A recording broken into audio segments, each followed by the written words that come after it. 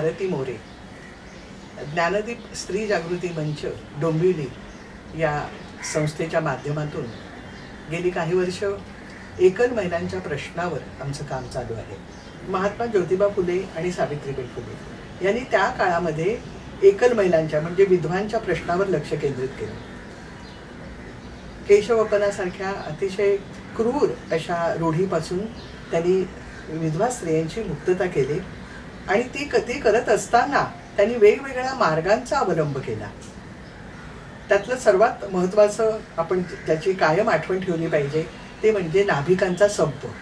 आणि त्यांनी एक जाहीर मीटिंग घेतली नाभिकांची आणि त्यांना आवाहन केलं की हे जे काम तुम्ही करताय स्त्रियांच्या विधवा बायकांच्या केशवपनाचं ते कृपा करून तुम्ही करू नका, ते थांबवा। एकल महिलांचं काम हे तेव्हापासूनच सुरू झालं असं म्हणायला हरकत नाही। हळूहळू नवीन नवीन स्त्री संघटना उदयाला आल्या, महिला आंदोलनं सुरू झाली आणि स्त्रियांच्या संदर्भात काही प्रश्न हे समोर यायला लागले। पण एकल महिलांच्या बाबतीत मात्र आता धीम्या गतीने हे काम चालू होतं। हा प्रश्न खरं तर अतिशय व्यापक असं त्याचं स्वरूप आहे।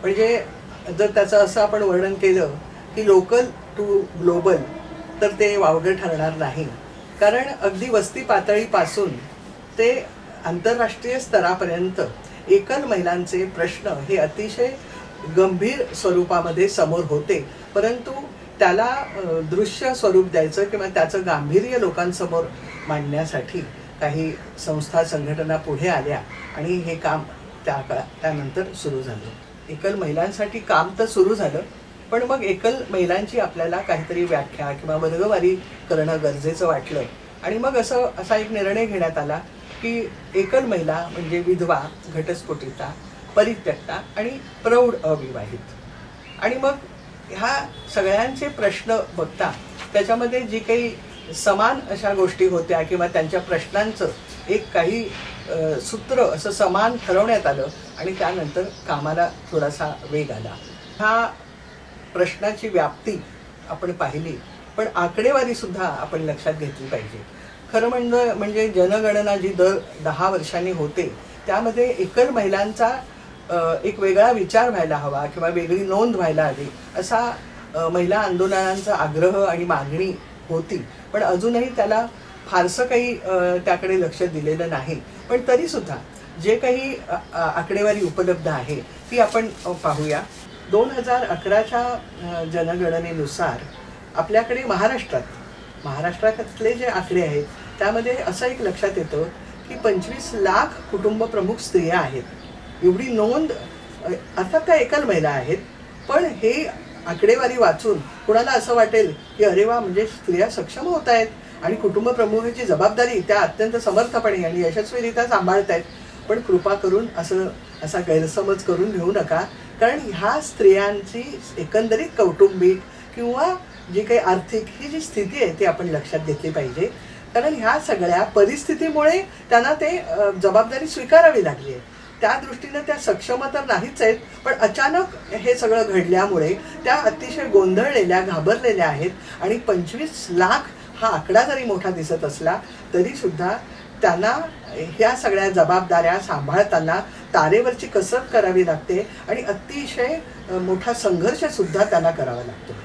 मी मगाशी म्हटलं की हा एकल महिलांचा प्रश्न हा लोकल टू ग्लोबल असा आहे, तर खरोखरच आंतरराष्ट्रीय पातळीवर जर आपण पाहिलं तर काही संस्था काही संघटना ह्या आज कार्यरत आहेत। त्यामध्ये अगदी प्रामुख्याने उल्लेख करायचा झाला तर South Asian network for widows empowerment ही एक संघटना खूप वेगवेगळ्या देशांमध्ये त्याच्या शाखा आहेत आणि काम करते।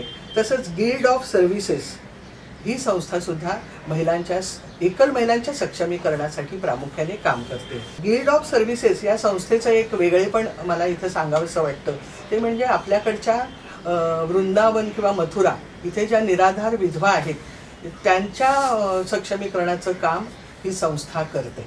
आता वृंदावन आणि मथुरा ही खरं म्हटलं तर कृष्ण भक्तांचं एक तीर्थस्थान आहे, पण तिथे जर आपण गेलो तर आपल्याला फार विषण्ण करणारं असं दृश्य बघायला मिळतं. तर वृंदावनमध्ये आज आपण ह्या सर्वेक्षणावरून जी आम्हाला आकडेवारी मिळालेली आहे त्यात 8 ते 10 हजार निराधार विधवा आहेत. ह्या कुठून कुठून म्हणजे आजूबाजूच्या प्रांतांमधून त्यांच्या कुटुंबियांनीच त्यांना तिथं आणून सोडलंय, कारण त्यांना घरामध्ये त्या नको असतात आणि इतरही काही आर्थिक कारणं असतील किंवा इतर काही प्रश्न असतील कुटुंबाचे सुद्धा, पण अक्षरशः त्यांना वाऱ्यावर सोडलेलं आहे. आणि अशा ह्या विधवा साधारणपणे वयस्कर आहेत, ते वृद्ध या विधवा आहेत आणि त्या या वृंदावन आणि मथुरामध्ये आपल्याला पाहायला मिळतात. मुंडण केलेल्या, कळकट्ट अशा मूळचा पांढरा रंग ओळखता सुद्धा येणार नाही अशा पद्धतीची साडी नेसलेल्या ह्या महिला अतिशय दयनीय अवस्थेत रस्त्यावरून फिरताना दिसतात आणि पर्यटक जे येतात त्यांच्यापुढे अक्षरशः हात पसरून भीक मागत असतात. आता तिथे आश्रम आहेत, संस्था आहेत की ह्या महिलांचा सांभाळ करण्यासाठी खरं तर हे सुरू झाले आहेत आश्रम, परंतु तिथली परिस्थिती मात्र फार वेगळी आहे. आणि येणाऱ्या पर्यटकांना किंवा भक्तांना आम्ही या सगळ्या विधवा महिलांचा सांभाळ करतो म्हणून देणग्या मात्र तिथे गोळा केल्या जातात आणि ह्या ज्या आपल्या महिला आहेत त्या मात्र आपल्याला अशा पद्धतीने अतिशय दुःखी असं आयुष्य जगताना दिसतात. तर वर्गवारी आपण पाहिली.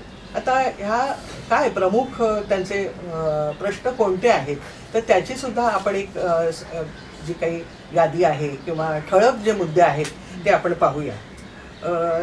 मी मगाशी म्हटलंच की एकट्या बाईला, मग ती विधवा असेल, ती घटस्फोटिता असेल किंवा परित्यक्ता असेल आणि अविवाहित स्त्रिया, तर त्यांना अनेक प्रश्न असे पावलोपावली समोर येत असतात.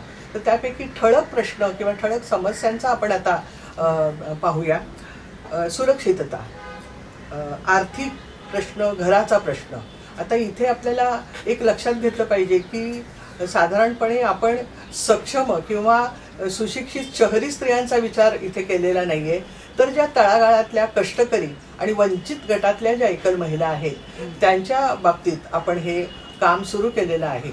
आणि त्यांच्याकडे अगदी म्हणजे त्या बाईचा जरी म्हणजे ती विधवा असेल, नवऱ्याचा मृत्यू झाला असेल किंवा कुठच्याही कारणामुळे ती एकटी राहत असेल तर पहिला प्रश्न असतो तो घराचा.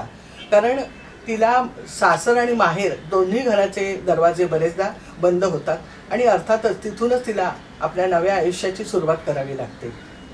आर्थिक प्रश्न, कारण ह्या महिला कष्टकरी आहेत, शिक्षण नाही, त्यामुळे रोजगाराच्या दृष्टीनं कुठच्याही प्रकारची सुविधा त्यांच्यासाठी उपलब्ध नाही. आणखी अतिशय महत्त्वाचा मुद्दा म्हणजे एकेरी पालकत्वाची त्यांच्यावर असलेली जबाबदारी. कारण ती कुठच्याही गटातली असू दे, एकल महिलेला स्वतःच्या मुलांसह घर सोडावं लागतं आणि मग अर्थातच मुलांचं संगोपन असेल किंवा त्यांचं शिक्षण असेल, संपूर्ण मुलांना वाढवणं ही जबाबदारी अत्यंत कठीण अशी तिला सांभाळावी लागते. आणि म्हणूनच एकेरी पालकत्वाचं जे आव्हान आहे ते खूपच कठीण आणि अवघड असं ह्या एकल महिलांसाठी असतं. कायदेविषयक अनेक बाबी असतात, कारण त्या दृष्टीनं त्यांच्यामध्ये जागृती नसते, बऱ्याच गोष्टी माहीत नसतात आणि कुठे काय आपल्याला मदत मिळेल याचीही त्यांना माहिती नसते. त्यामुळे कायदेविषयक सुद्धा त्यांना मार्गदर्शनाची गरज असते. पुनर्विवाह, तर खरं तर विधवांच्या विवाहासाठी किंवा पुनर्विवाहासाठी खूप प्रयत्न अनेक वर्षापासून आपल्याकडे होत आहेत, परंतु अजूनही कुठच्याही म्हणजे समाज मान्यता तर त्याला नाहीच आहे. पण एखाद्या बाईने पुनर्विवाह करायचा म्हटलं तर खूप अडचणी येतात, कारण ती मुलांसह स्वीकारणारा जोडीदार मिळणं ही तिच्यासाठी अतिशय कठीण गोष्ट असते आणि त्यामुळे आहे त्या परिस्थितीमध्ये तसंच जगणं ती पसंत करते, कारण तिला दुसरा काही पर्याय नसतो. आणि ह्या सगळ्या आव्हानं स्वीकारताना, त्यांना सामोरं जाताना तिची शारीरिक तर झीज होतेच, कारण ती स्वतःकडे अजिबात लक्ष देऊ शकत नाही आणि गरिबीमुळे सकस अन्न किंवा काही हे तिच्यापाशी नसतं आणि त्यामुळे ती सतत मानसिक ताणाखाली असते. मानसिक ताणतणावाचं नियोजन करणं यासाठी तिला समुपदेशनाची गरज असते. आणखी एक अतिशय महत्त्वाचा पण दुर्लक्षित प्रश्न, लैंगिक गरज. हे अतिशय अशा नैसर्गिक अशा ह्या सगळ्या गोष्टी आहेत, पण समाज मात्र त्याकडे म्हणजे कुठच्याही प्रकारे ह्या प्रश्नाकडे गांभीर्याने पाहिलं जात नाही. आणि हे एकीकडे तिला हवी असलेली गोष्ट किंवा तिची गरज लक्षात न घेता लैंगिक शोषणाला मात्र ती बळी पडत असते. आणि त्या बाबतीत सुद्धा बरेचदा तिलाच दोषी ठरवलं जातं. ही आपली समाजाची मानसिकता आहे. सरकारी योजना, मी मगाशी म्हटलं की ह्या सगळ्या कामामध्ये ह्या एकल महिलांचे प्रश्न जसे समाजासमोर आणायचे तसे सरकारला सुद्धा ते पटवून द्यायचं आहे आपल्याला की हे याकडे लक्ष द्या. म्हणजे त्यांना इतकं म्हणजे उपेक्षित असं समजू नका. मुख्य प्रवाहामध्ये त्यांना जर सामावून घ्यायचं असेल तर त्यांचं सक्षमीकरण गरजेचं आहे आणि ते वेगवेगळ्या पातळ्यांवर व्हायला पाहिजे. सरकारी योजना खूप आहेत, योजना कागदावरच राहतात. आणि आता संजय गांधी निराधार योजना ही विधवा स्त्रियांसाठी मुख्यतः सुरू झाली. त्यानंतर आपल्या ह्या ज्या महिला संघटनाने त्याचा पाठपुरावा केला आणि सगळ्याच एकल महिलांना ह्याचा लाभ मिळाला पाहिजे अशा प्रकारे एक सतत मागणी लावून धरली. आणि परिणामी आता नवीन जो GR नवीन नाही तो जुनाच झालाय, GR निघालेला आहे की त्यांना सगळ्या महिलांना ह्या योजनेचा लाभ मिळाला पाहिजे. आणि त्या संदर्भातली कागदपत्र सुद्धा विनाविलंब त्यांना आपण द्यायला पाहिजेत. आणखी एक महत्त्वाचा मुद्दा ह्या बायकांच्या बाबतीत जो आहे तो त्यांना अशुभ मानलं जातं. भेदभावाच्या बाबतीत आणखीन एक अनिष्ट रूढी परंपरा ज्या आपल्याकडे आहेत त्यामध्ये नवऱ्याचा, आणि हे खूप ग्रामीण भागात चालतं, तसंच काही विशिष्ट जाती जमातींमध्ये याला खूप महत्त्व दिलं जातं की नवऱ्याचा मृत्यू झाल्यानंतर ताबडतोब त्या बाईचं जे मंगळसूत्र हिसकावून घेतलं जातं किंवा जे काही आपण ज्याला सौभाग्याचे अलंकार म्हणतो ते अगदी जबरदस्तीने काढले जातात. आणि त्यावेळेला त्या बाईला काय वाटत असेल ह्याचा काही कोणी विचार करत नाही. आणि ह्या बाबतीत अगदी म्हणजे शहरी भागात सुद्धा ह्या गोष्टी अजूनही होत आहेत. तर जर आपल्याला स्त्रियांचं एकल महिलांना एक सन्मानाने जे त्यांना जगायचं आहे, त्यांना जो काही स्वाभिमानाने ताठ मानेनं जगण्यासाठी जर आपण काहीतरी करणार असू तर ह्या सगळ्या गोष्टी आपण विचारात घेतल्या पाहिजेत. आणि मग ते सामाजिक भेदभाव असतील किंवा आणखीन काही त्यांच्या बाबतीतल्या ज्या काही समस्या आता मी मांडल्या तर तिथे सगळीकडे एक अनुकूल असं वातावरण तयार होणं गरजेचं आहे.